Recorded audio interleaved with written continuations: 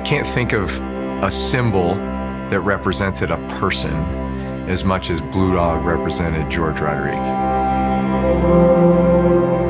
Dad was an icon, not just for Louisiana, but for all of America. George was definitely a pioneer in terms of his expression of Cajun life.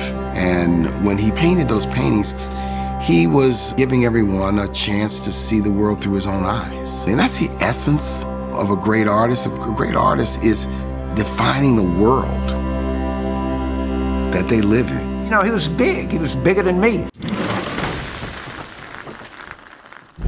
Hi, I'm Chuck Braverman.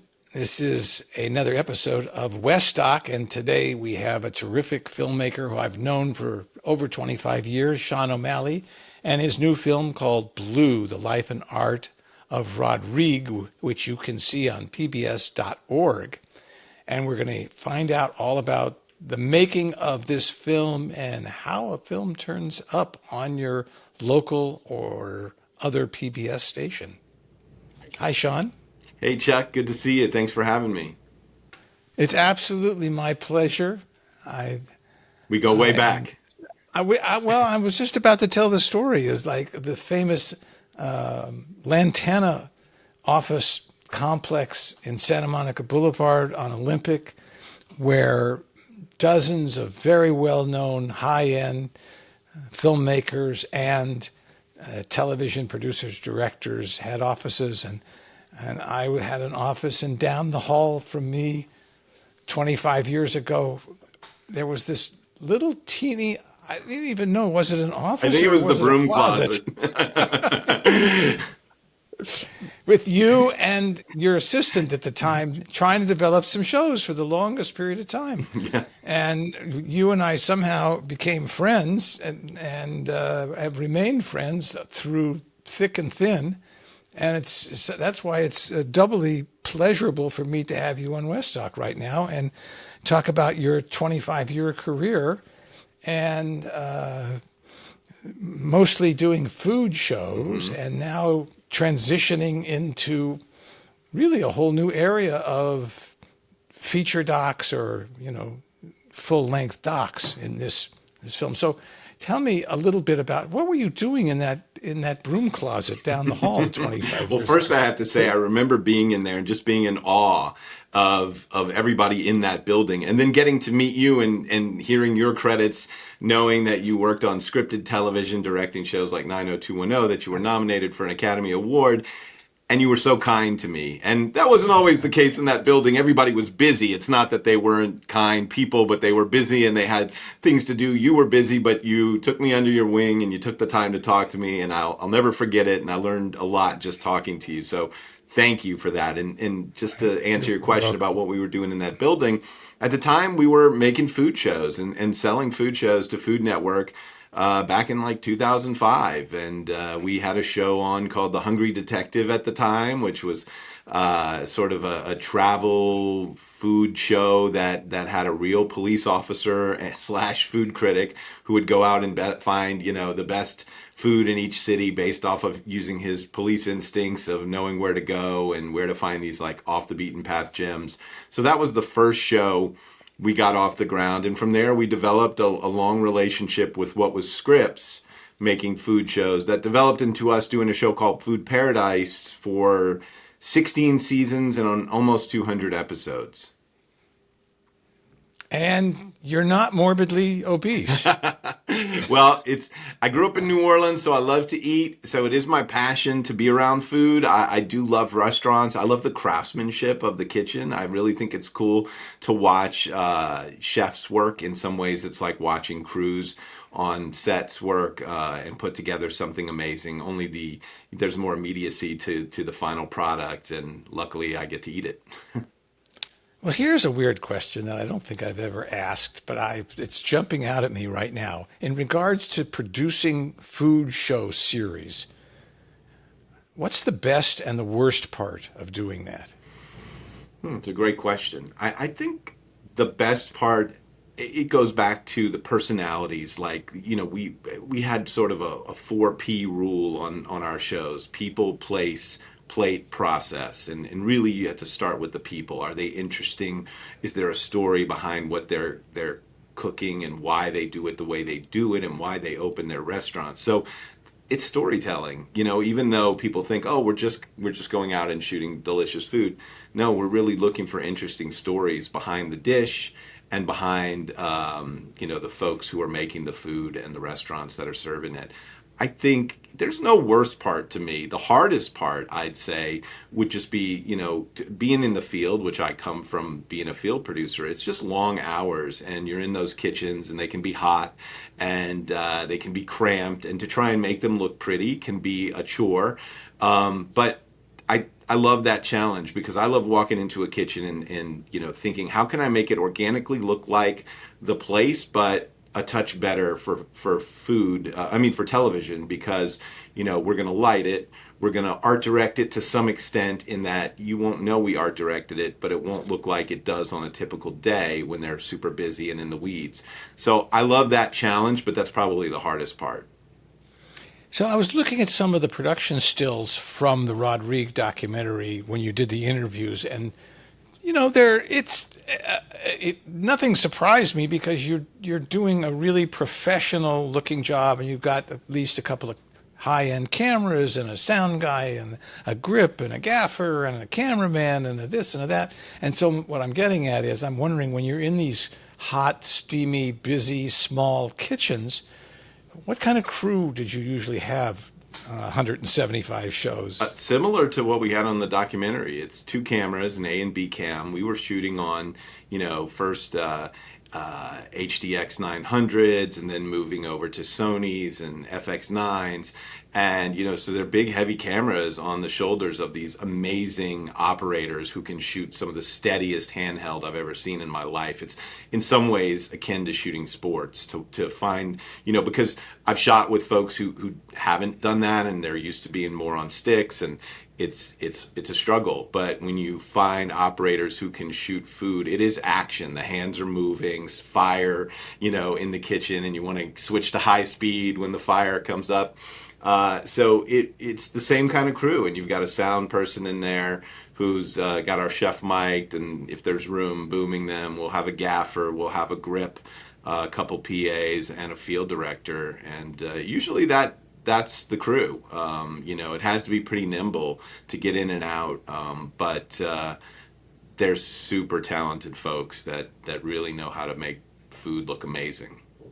And these were half-hour shows, so how many They were days hour of shows, actually. So they we would were go hour. to 7 to 8 restaurants per episode, and all of the restaurants in each episode were in a different city. So if we did a pizza episode, there'd be 7 restaurants from 7 different cities. In that 1 we were hour highlighting episode?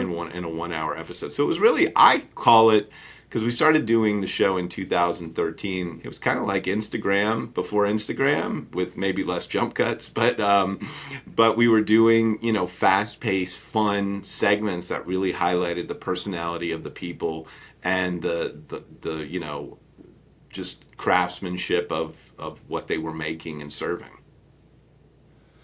And has the food show series business become more difficult because of Instagram and TikTok? Yeah, I say this a lot. It kind of goes back to my communications education and Marshall McLuhan, right? Or McLuhan, Marshall McLuhan. The medium is the message, right? And I think when it comes to travel food and the what we call stand and stir in the kitchen style food, a lot of it has migrated over to mobile, and more people who were the demographic of food shows are watching it on mobile. Now, competition is still thriving when it comes to food on television, but it's harder and harder to get a travel show. I don't think that personally that it should be abandoned on television, because I still think there's a home for it, and you still see it with like a Stanley Tucci show, and I love those shows. But I do think that we also have to look beyond just celebrity hosted food shows, because if we don't, you can't find the next Anthony Bourdain if you're not looking. And so I think it's important, and I think if we looked at how we developed in the mid-2000s, we would be looking at a lot of these Instagram talents who have 2 million followers and trying to bring them to television. it's not an easy thing to do, but I think television can do it, and I think it's something we should all think about. So how did you get involved with Rodrigue and the Blue Dog? So as I mentioned, I'm from New Orleans originally. I moved to LA not too many years before we met. And, I've always had close ties to New Orleans. And I knew the Blue Dog paintings because they were very popular in the 90s. And I worked in New Orleans in television in the 90s. So I was very familiar with the paintings. And I worked at a PBS station when I worked in television there in New Orleans. So I stayed in touch with the folks that I worked for, and we did a documentary together in 2007 about Fats Domino that managed to not only air throughout Louisiana, but get picked up by APT, American Public Television, and was distributed nationally. So we had some success with that. We hadn't worked on anything together in a while, and in 2022, I talked to Jim Dotson, who was one of my bosses way back in the 90s, and he mentioned that they had one of the last known interviews with George Rodrigue before his death, and that they were thinking about doing a piece on George. And I said, I would love to be involved with that because I remember the Blue Dog, I remember George's work, and I really liked it. I was always drawn to it walking through the French Quarter. And then as I did a deeper dive, I learned more about George's story, the layers to his artwork that go way beyond the Blue Dog, the origin of the Blue Dog. And I just thought this is really fascinating, and that George was a pop art icon, and his story really needs to be told. Let's take a look at a clip from Blue, the life and art of George Rodrigue. The Blue Dog is rooted in a Cajun folklore story. One of the stories I wanted to paint was Loup Garou, which is Crazy Wolf, which was like the boogeyman. I brought home a puppy, and she was very scruffy looking. She used to sit at George's easel when he painted. I remember her as being, kind of like my sibling almost. He thought she looked more interesting always when he would get down low and photograph her head on. And so I just painted that as a Loup Garou. When he painted, Tiffany as, the Loup Garou, it was kind of frightening to me because it looked so different from like her actual fur color. He overhears people in that exhibition talking about this Blue Dog. And it just took off like a rocket ship. It's a veritable Blue Dog empire. By an artist who has created a new dimension for man's best friend. 実はこれは今、アメリカで大変話題の画家、ジョージ・ロドリーゲさんが描かれたものなんです。Whether it was Rolling Stone magazine or on posters for large corporations like Xerox and Absolute Vodka. It just kept going and going and getting bigger and bigger. $48,000 was a lot to pay at the time, but I have refused offer of $1 million for the painting. This Blue Dog has become his Campbell soup can. It's funny when you and I were talking, because I couldn't have told you who painted that, but when you said Blue Dog, it's in every hotel and big restaurant or on the wall someplace. It's one of those iconic images that sticks with you, and you may or may not know. If you're from Louisiana, you're going to know what it is, but if you're not, you may not know what it is. But it is like the Andy Warhol Campbell soup can in a way, right? I mean, yes. If you think of Andy Warhol, who did I don't know how many thousands of different pieces of art, what comes to your mind first is a Campbell soup can, right? And George Rodrigue, do you want to tell us, how did he because he didn't start out doing paintings of dogs, blue or any other color, right? No. He started out, he went to art school in LA, and I can relate to this having moved from New Orleans to Los Angeles. And when he got to LA, he realized, it's the first time he had been out of Louisiana. He realized how much different his culture was from everywhere else. And so he ended up going back home after his father passed away, and he realized just how unique the Cajun culture was, how unique the landscapes were. The skies, and that they hadn't really been represented well in paintings because for so many years European painters had painted Louisiana with this big, big sky. Well, George always saw the skies as very small because of the oak trees that were, these massive oak trees that created shadows throughout Louisiana. And, he really wanted to represent the Cajun landscape accurately. So he started painting Cajun landscapes, and then that eventually evolved into him painting the Cajun people, and it became sort of a documentary on canvas of the Cajun culture. And for those who don't know about the Cajuns, they were exiled by the British out of Nova Scotia and came to Louisiana. And once they came to Louisiana, thinking they would be accepted because people spoke French there, they were sort of relegated to the swamps and seen as second-class citizens. And so George wanted to portray that in his paintings as well. So that became a big part of his narrative. And they became very popular in Louisiana because of that. And then in 1984, the World's Fair came to New Orleans, and he was asked to paint a book of ghost stories for the World's Fair that they wanted to put out in conjunction with the fair. And one of those ghost stories was the loup-garou, which is a Cajun werewolf. And it was a mythical creature that Cajun parents used to scare their children into eating their vegetables or going to bed on time. And you know, he was thinking about, you know, how do I paint the loup-garou? And he had a studio dog named Tiffany, and she would sit at his feet as he painted. So he painted her. And then he lit her by the moon and put her in the swamp and gave her these sort of evil red eyes to begin with, and more tattered fur than you see in the later blue dogs, and called it loup-garou. And then not too long after that, he had a show in Los Angeles again on Rodeo Drive, and he overheard people looking at his Cajun paintings and his loup-garou paintings, and they kept calling the loup-garou paintings the Blue Dog. And he thought, you know, that seems like it would stick.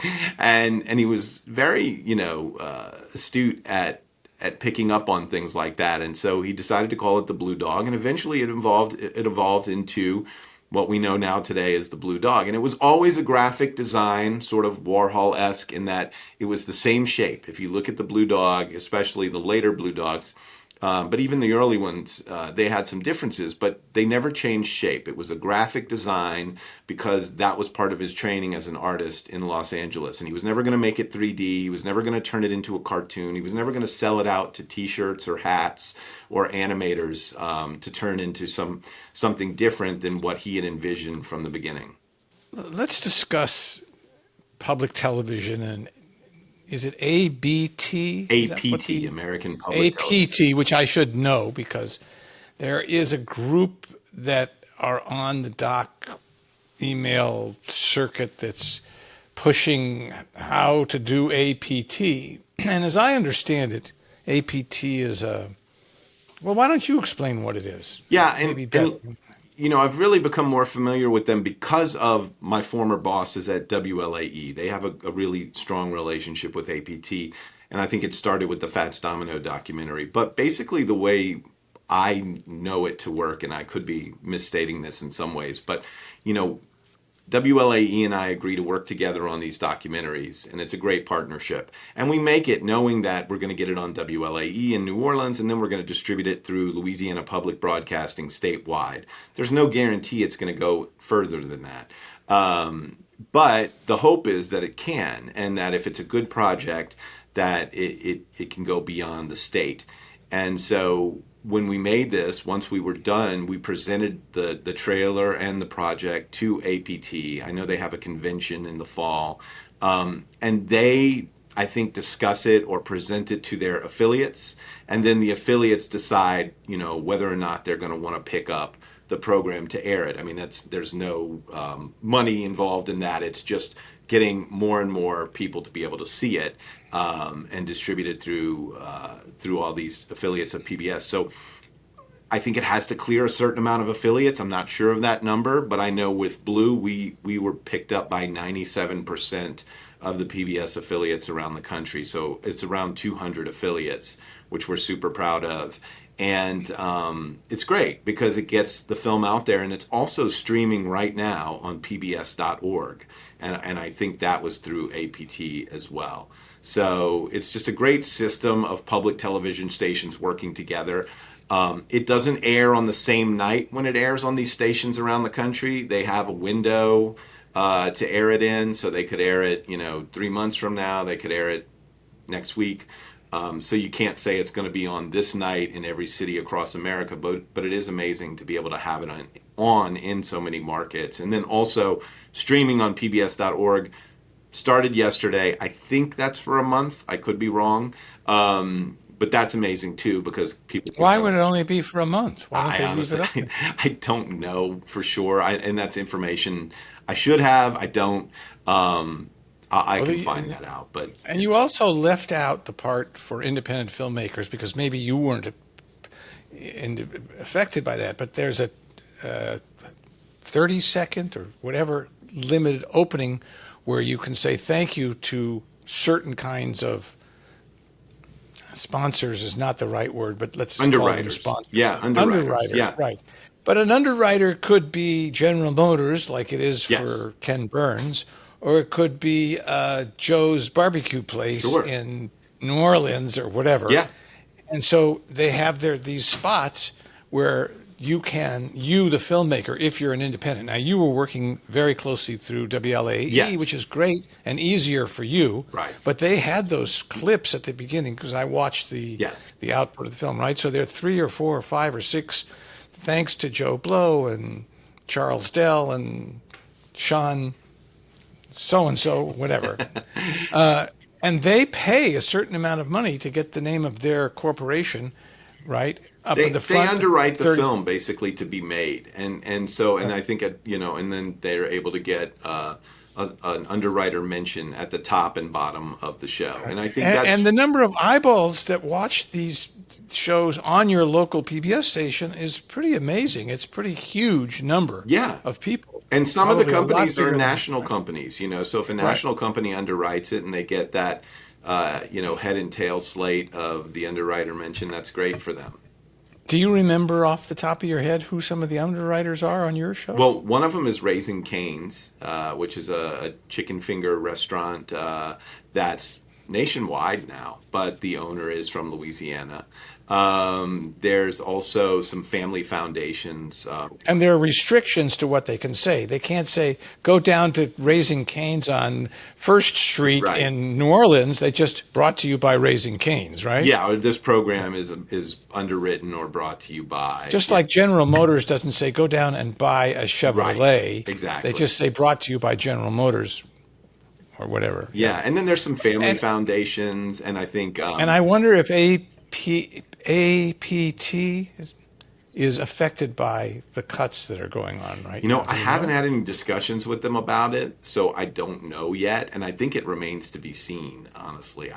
Because I don't work directly in the PBS system, I don't have a lot of information on that.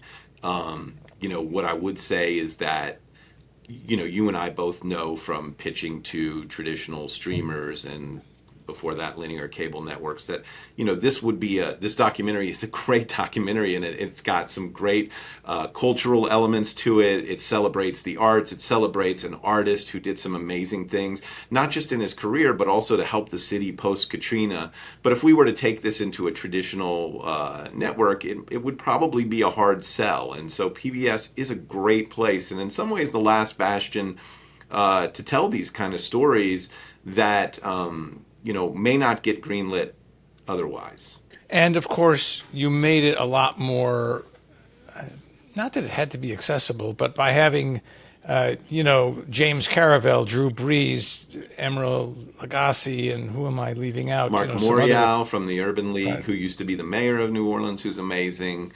And all these folks were connected to George, so it wasn't most just... important.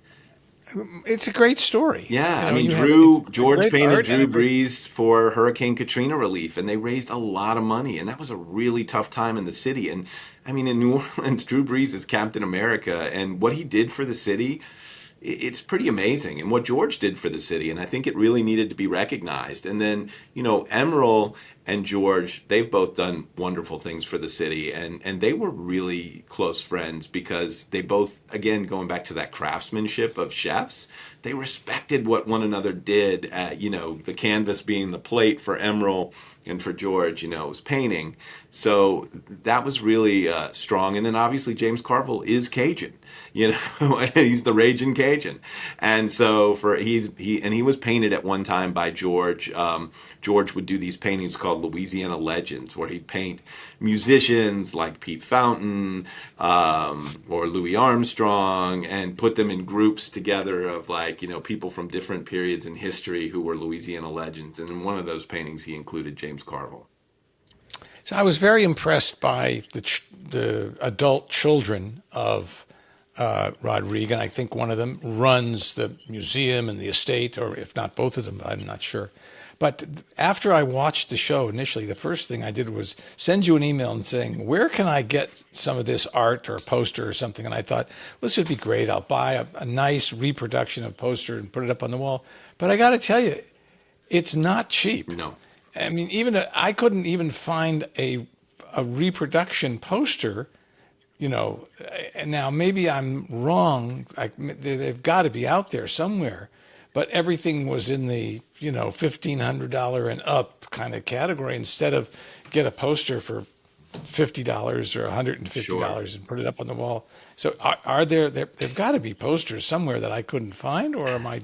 No, I mean, the work was valuable. It really was. And with him being gone, it's even more valuable. And so people forget how much the Blue Dog really blew up in the 90s, and it increased the value of the paintings and the work and it's just people recognize it all over the world. There was a section in the documentary where we talked about George in France and how popular he was in France. And it took, the director of the New Orleans Museum of Art taking a trip to France and seeing these billboards everywhere with blue dogs on them to go, you know what, we need to have a show with George in New Orleans. So yeah, I mean, they're very valuable and I think deservedly so. What's the area of the budget? The budget for the project was low six figures. Our goal is to always make it look like we spent $500,000 to $1 million on it in the way we shoot it, the way we light it. I had an amazing director of photography named Michael Dean on this project. We worked together on a show for Univision in 2023 called K Delicia, and he's just phenomenal. And he has such great ideas, camera placement, lenses. I think he really elevates the story by the way he can tell it visually and on a small budget with a small crew. So I'm very thankful. And, you work with what you have, and that's what we do.